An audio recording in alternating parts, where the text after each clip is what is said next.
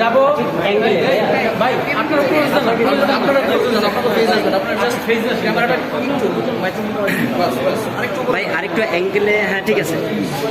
Ready, যাবো, role, action. দর্শক, আমাদের সামনে এবং আমাদের ক্যামেরার সামনে আছে রিভেঞ্জ মুভির নায়িকা জুই আপু। আপু কেমন আছেন? ওই বিজয় ভাই, আপু অনেকদিন পর আপনাকে রিভেঞ্জ মুভিতে পেয়েছি। যদি এই মুভিতে কাজ করার অভিজ্ঞতা এবং মুভি সম্পর্কে যদি বলতেন আমাদের।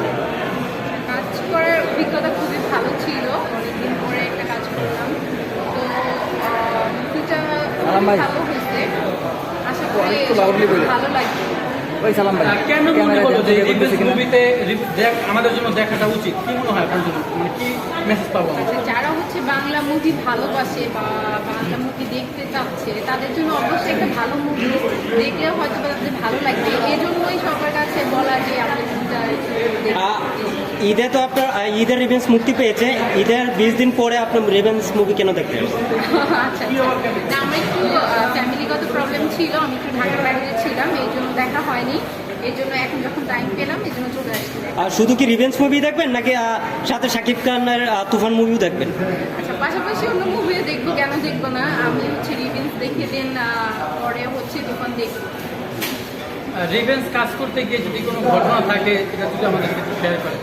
ঘটনা বলতে হচ্ছে আমরা অনেকদিন এটা হচ্ছে বগুড়াতে ছিলাম, আমাদের অনেক কাজ হচ্ছে বগুড়াতে মোমো ইন যেটা ওখানে হয়েছে।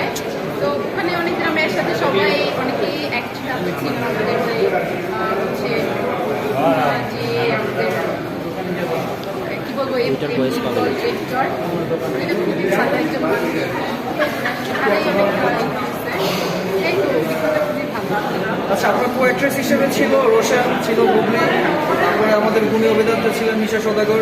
তো সবার সাথে কাজ করতে গিয়ে কতটুকু শেখা হলো?